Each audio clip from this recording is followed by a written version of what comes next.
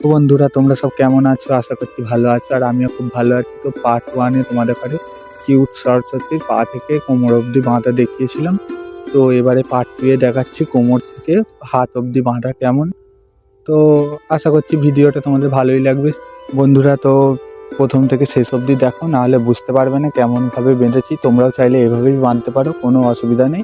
তো same process, যে যেমনভাবে বাঁধে। তো তোমরা দেখতে থাকো, শুরু থেকে শেষ অবধি দেখো।